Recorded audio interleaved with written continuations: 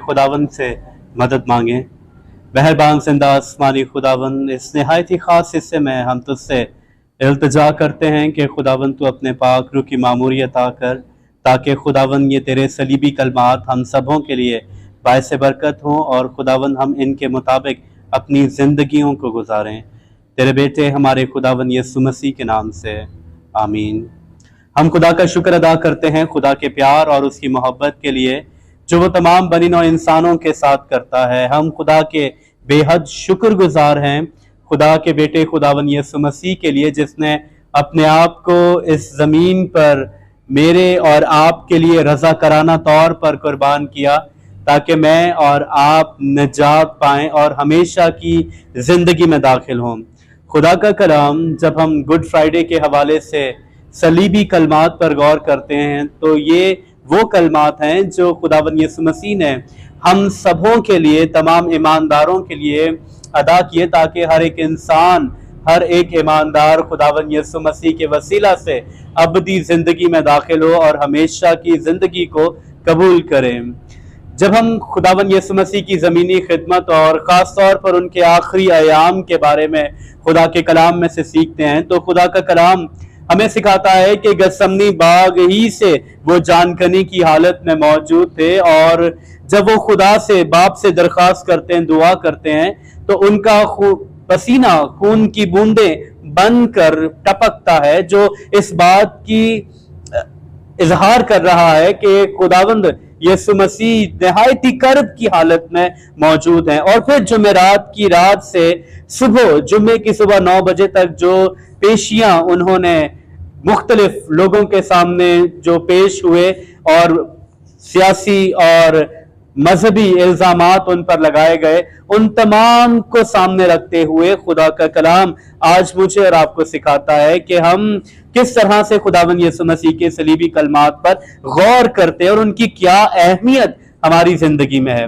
मुकद्दस लूका की मार्फत जो इंजीली बयान किया गया, जिसमें खुदावन यीशु मसीह बुलंद आवाज से पुकार कर कहते हैं कि ऐ बाप इनको मुआफ कर, क्योंकि ये नहीं जानते हैं क्या करते हैं। खुदावन यीशु मसीह, या जब हम उस वक़्त के सलीबी मौत के हवाले से या सलीबी सजा के हवाले से खुदा के कलाम और मौरखीन को सीखते हैं, तो मौरखीन और खुदा का कलाम हमें सिखाता है कि सलीबी मौत खसूसी तौर पर सजा उन लोगों को दी जाती थी जो रूमी हुकूमत के बागी होते थे, जो अपने आप को बगावत के लिए रूमी हुकूमत के खिलाफ इस्तेमाल करते थे। यहाँ पर खुदावन यीशु मसीह पूरी रात जब उन्हें अजियत का और जानकनी की हालत में मौजूद हैं, तो खुदावन यीशु मसीह के बारे में खुदा का कलाम हमें सिखाता है कि जब उन्होंने अपनी आवाज को बुलंद किया,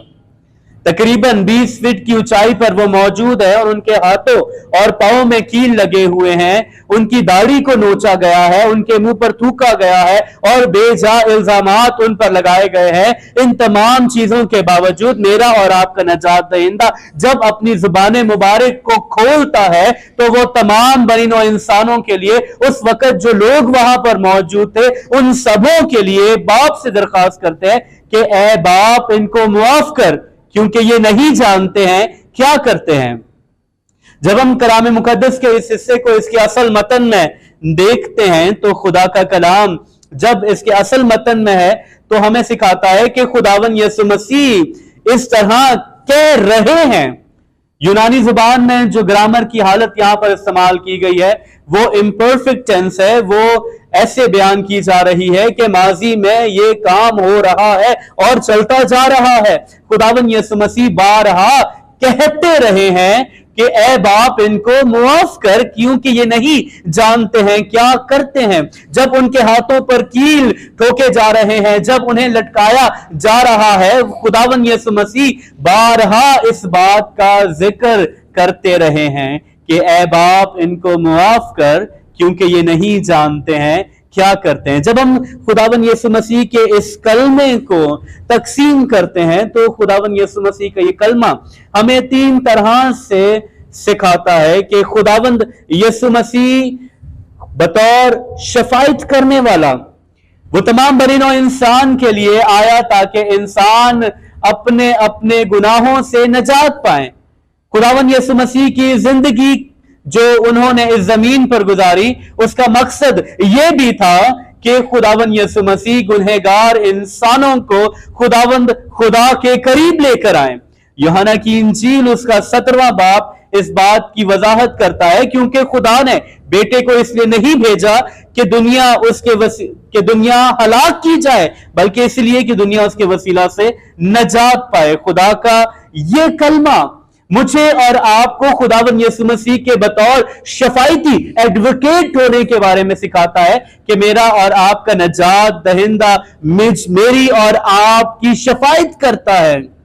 वो उसने उन लोगों की शफायत की जो उन्हें परेशान कर रहे हैं, जो उन्हें मसलूब कर रहे हैं, जो उन्हें तकलीफ पहुंचा रहे हैं। उन सबों के लिए मेरे और आपके नजात दहिंदा ने कहा, ऐ बाप इनको मुआफ कर। ये शफायत के वो कलमात हैं जिसके लिए बनी नौ इंसान मुंतजर थी कि खुदा के साथ उनका मिलाप हो सके और वो मुआफी में भरे और वो खुदा की कुर्बत का तजर्बा हासिल करें।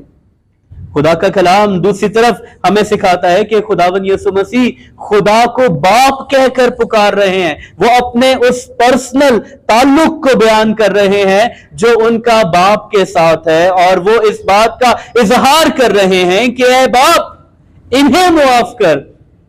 क्योंकि ये नहीं जानते हैं ये क्या करते हैं। तीसरी चीज जो ये कलमा हमें सिखाता है वो है इंसानों की इग्नोरेंस, कि इंसान किस तरह खुदावन यीशु मसीह को जानते और पहचानते हुए भी, ईमान रखते हुए भी, खुदावन यीशु मसीह की कफारा बख्श मौत से इग्नोरेंट हैं। वो इग्नोर इस तरह से हैं क्योंकि उसकी अहमियत को कबूल नहीं कर रहे हैं, उसकी अहमियत को पूरे तौर पर नहीं समझते हैं। वो लोग जो यहूदी थे, वो लोग जो रूमी थे, जो उसे मसलूब कर रहे थे, वो जानते थे कि यह खुदा का बेटा है। उन्होंने उन मौजज़ात के बारे में सुना है, उन्होंने सुना है किस तरह खुदावन यीशु मसीह ने तूफान को थमा दिया, उन्होंने सुना है किस तरह खुदावन यीशु मसीह ने 5000 लोगों को खाना खिलाया। वो देख रहे हैं खुदावन यीशु मसीह शहाना तौर पर यरूशलेम में दाखिल हो रहे हैं। इन तमाम चीजों के बावजूद वो इग्नोरेंट हैं, और खुदावन यीशु मसीह उन सबों के लिए शफायत करते हैं कि ऐ बाप इनको मुआफ कर, क्योंकि ये नहीं जानते हैं क्या करते हैं। पहले 3 कलमात जो खुदावन यीशु मसीह ने अदा किए वो अपनी जात और औरों की जात के हवाले से अदा किए, और बाकी जो 4 कलमात हैं वो खुदावन यीशु मसीह के इलाही इख्तियार की नुमाइंदगी कर रहे हैं, इलाही इख्तियार को पेश कर रहे हैं कि खुदावंद यीशु मसीह बतौर बशर और बतौर इलाही कामिल खुदा और कामिल इंसान तमाम बनी नौ इंसान के लिए अपने आप को रज़ाकाराना तौर पर सलीब के हवाले करता है। और फिर तमाम ईमानदारों के लिए आज जो गुड फ्राइडे के दिन हम खुदावन यीशु मसीह के सलीबी कलमात पर गौर करते हैं, मुझे और आपको इनकरेज करता है, सिखाता है कि हम अपनी जिंदगियों को खुदावन यीशु मसीह की कॉल, उनकी मिसाल और उनकी तालीम के मुताबिक गुजारें, क्योंकि खुदावन यीशु मसीह जहां पर तालीम दे रहे हैं कि मुआफ करो, अब ये कलमा उस तालीम का अमली नमूना बयान करता है, और ये हमें इनकरेज करता है कि मैं और आप, हम ईमानदार इन गुड फ्राइडे के मौके पर अपने आप को खुदावन के सामने पेश करें और खुदावन से मुआफ़ी मांगें, ताकि खुदा हमें मुआफ़ करे और हम भी उन्हें जो हमारे कसूरवार हैं उन्हें मुआफ़ करें। खुदावंद इस कलाम के वसीला से हम सबों को बड़ी बरकत अता करे। आमीन। खुदा बाप, खुदा बेटे और खुदा रूहुल कुद्स के नाम से आमीन।